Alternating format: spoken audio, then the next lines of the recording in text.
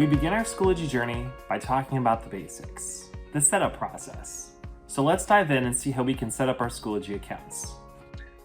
All right, so to begin our Schoology 101 journey, we're going to focus on setting up our profiles, making sure that we are represented to our students in the best way. So you're going to go, when you're in Schoology, you will go to the top right corner and you will see your name.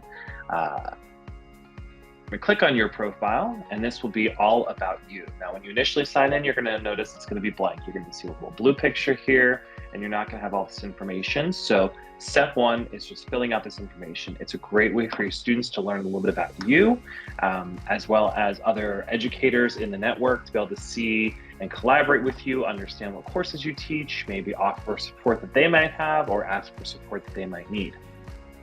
So put in your subjects taught, you can put in a bio if you'd like, activities you might run, and a contact. Make sure your contact is there because that's important for students to be able to get a hold of you to answer any questions. So to do that, you just click on edit, and there you go. Just start typing in all the different parts that you need to access.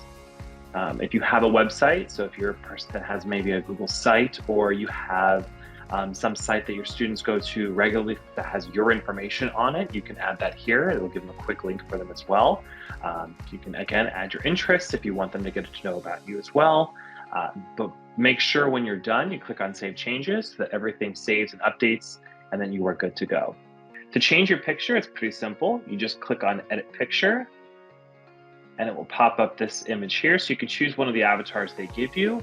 Highly recommend putting a picture of yourself. If you're not comfortable with a picture of yourself, you can also use a Bitmoji, anything that looks like you, a cartoon version, a picture of one of your students drew of you, whatever you want to put in there, but just something unique so your students can identify you when you're sending them messages and things like that. It's all very simple and editable, so you can just go right on in and change anything that you need to make it fit your personality. Some other things you can do from this area as well. So this was my profile. You can post updates. This will just go on your own page. So when people are looking through your profile, they'll see these updates. It's not really easily accessible, so it's not like people are actually looking for these updates. So not much you would do there, but it's there as an option. A great place if you want your students to interact with you. Maybe they're digital, maybe you have students that are not in class in person.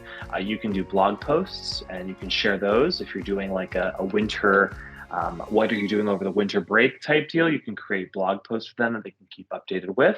That's an option as well. A fun, I say fun, a nice area for you to utilize with both yourself and your students, because your students will have this as well, is a portfolio. And so in the portfolio, you can post PDFs, you can post website links, you can post a litany of things in there for students to be able to access and see, and it all associates itself with you. So if you're an ELA teacher, you could have a writing portfolio for your students, and they can post their assignments after they're graded or revised, and they can have a writing portfolio that at the end of the year, they can export as a writing portfolio for you. So you're welcome to use one as well for yourself. You want to keep your portfolio updated so that students can see all the things you're doing. That's a fun area for them as well. So that's the basics of your profile. Now we're going to look at the settings. So you'll notice that my name doesn't show my first name in my profile, and that's an easy setting for you to change. So right when you go to settings, again, top right corner, that's where all of your information is. Top right, click on settings. You will then see first your account information. You can change whatever your title is, Mr., Mrs., Reverend, Doctor, Father, Professor, or customize your own if you have your own. If you just check this box that says display title in place of your first name, that will allow you to only see your first name or your title as opposed to your first name on your profile, like you see in the top right corner for me. You can also change your preferred first name. So if you have a shortened name, you can go ahead and add that there as well. Make sure all your information is accurate for yourself. If you have alternate emails that you want your students to access, maybe you have a Gmail that they need to upload assignments to because our accounts are different with Microsoft, you can put that there. You can change your time zones if you need to. You can also have your Schoology calendar sync with your actual calendar.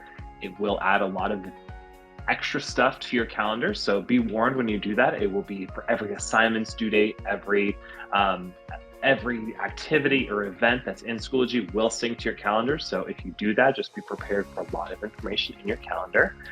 You can link accounts. So let's say you came from a previous school that had a Schoology account that you still have access to. You can have that account linked here as well. I created a student account just outside of our network so that I can see what things look like from a student's end. And I added that there as well. You're welcome to do something like that as well. If you need to merge accounts, you can do that here. Again, just make sure anytime you do something, you click on the Save Changes, because if you turn to a new tab, it will erase everything you did if you don't click Save Changes. You can customize your notifications on this page here. I highly recommend that, because as a new Schoology user, you will find that everything that happens in Schoology will become an email to you, and you will have a very long inbox every single day, because it will be anytime a student submits an assignment, anytime you grade an assignment, anytime an assignment is created, it will create a notification in your email. So I highly recommend going in and customizing what you want to be notified of. The areas that I turn all of this off because I stay pretty up to date on Schoology, but I will keep on my school updates. So if the school puts an announcement out there at an admin level, I'll get an email notification, so I know to go in and check that in Schoology.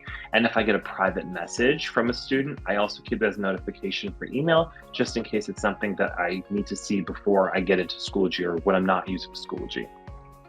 But again, you can customize all of these to be what you want them to be. There are privacy settings as well. Most of these are already set by our by CSUSA, so there's not much changing you can do in here. If you transfer things from different courses, there's a history for you to see that. I haven't used this before, but it's there in case you make a mistake or you need to go back and see where you moved something. It's all in there for you.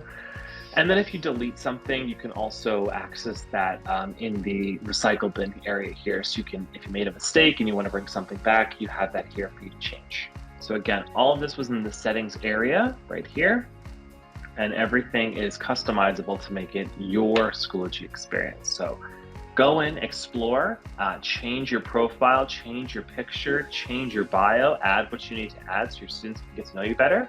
And I'll see you for the next video.